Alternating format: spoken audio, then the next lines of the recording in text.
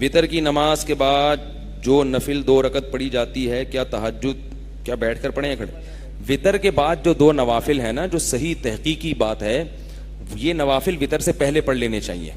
حدیث میں آتا ہے اجعلوا آخر صلاتکم وطرا، وطر کو اپنی آخری نماز بناؤ۔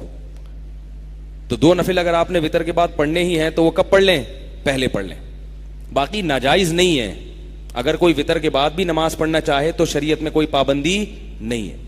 تو رمضان میں ہم وطر تراویح کے فوراً بعد پڑھ لیتے ہیں، اس لیے کہ یہ صحابہ کرام نے ایسا ہی کیا ہے، اور اس کی لاجک یہ تھی کہ وطر ہے زیادہ ضروری، واجب ہے، اور تراویح کی اہمیت وطر سے کم ہے۔ تو جب تراویح کو اتنا پروٹوکول دیا جا رہا ہے کہ جماعت سے پڑھ رہے ہیں اور وطر کو جماعت سے نہ پڑھنا، تو اس کا مطلب کیا ہے؟ وطر کی اہمیت آپ نے تراویح سے کم کر دی۔ تو اس لیے رمضان میں وطر جماعت سے پڑھے جاتے ہیں۔ باقی پھر اس کے بعد آپ رات کو تہجد الگ سے پڑھ سکتے ہیں، کیونکہ آپ نے اس مجبوری سے وطر پہلے پڑھیں۔ لیکن عام حالات میں جن لوگوں کو تہجد کی عادت ہے تو وہ کیا کریں گے؟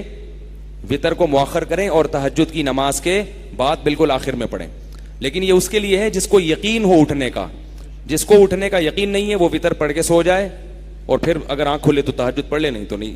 تو یہ اس طرح سے کرنا، بیٹھ کے نہیں، یہ کھڑے ہو کے ہی پڑھنی چاہیے 2 نفل، کیونکہ نبی صلی اللہ علیہ وسلم نے اگر بیٹھ کے نماز پڑھی ہے تو وہ تھکاوٹ میں آپ نے پڑھی ہے، کیونکہ آپ بہت لمبی لمبی تہجد پڑھتے تھے، تھک جاتے تھے۔ تو اگر کوئی تھکاوٹ میں پڑھ رہا ہے تو بیٹھ کے بھی پڑھ سکتا ہے، بیٹھ کے تراویح بھی پڑھی جا سکتی ہے، ثواب آدھا ہو جائے گا۔ کیا خیال ہے؟ اب ایسا نہ ہو کہ کل سے سب لیٹے ہوئے ہوں یہاں پہ کہ یار بیٹھ کے آدھا ہوگا تو لیٹ کے پونا ہوگا۔ کیا خیال ہے؟ تو پراپر طریقے سے پڑھ لیں تو زیادہ اچھی بات ہے۔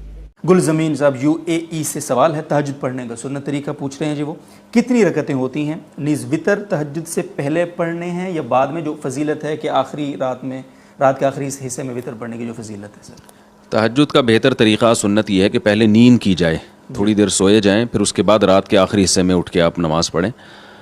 اور اس میں نبی صلی اللہ علیہ وسلم سے مختلف رکعتیں منقول ہیں جی۔ تو بہتر یہ کہ 8 رکعتوں کا معمول بنایا جائے، لیکن اگر کوئی 2 رکعت پڑھتا ہے، 4 پڑھتا ہے، 6 پڑھتا ہے، وہ بھی جائز ہے، اور اسے 8 سے زیادہ بھی پڑھ سکتا ہے۔ اور وطر جو ہے تہجد کے بعد پڑھے جائیں۔ اگر جس کو یقین ہو کہ تہجد میں اٹھے گا وہ، تو اس کو چاہیے کہ وطر وہ تہجد کے بعد پڑھے۔ اور اگر آپ کو ڈاؤٹ ہے کہ پتہ نہیں آنکھ کھلے گی نہیں کھلے گی، تو پھر وطر پہلے پڑھ لیں اور پھر تہجد رات کے آخری حصے میں اٹھ کے پڑھ لیں۔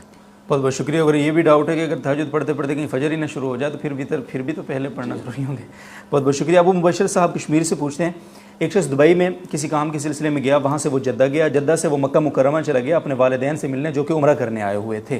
چونکہ اس کی عمرہ کی نیت نہیں تھی اس لیے وہ بغیر احرام کے وہاں چلا گیا، تو اب کیا کوئی دم وغیرہ تو لازم نہیں ہے سر اس پر؟ نہیں، میقات کو اگر آپ نے مکہ کے جانے کے لیے کراس کیا ہے، جی، مکہ جانے کی نیت سے، چاہے والدین ہی کی زیارت کے لیے جا رہے ہوں تو بغیر احرام کے جائز نہیں ہے۔ لیکن اگر نیت جدہ جانے کی تھی تو وہ چونکہ میقات کے اندر آتا ہے، ٹھیک ہے، پھر اس میں یہ شرط نہیں ہے۔ وہ جدہ سے گئے ہیں مکہ اسپیشل، وہاں سے تو وہ میقات کے اندر آتا ہے نا جدہ۔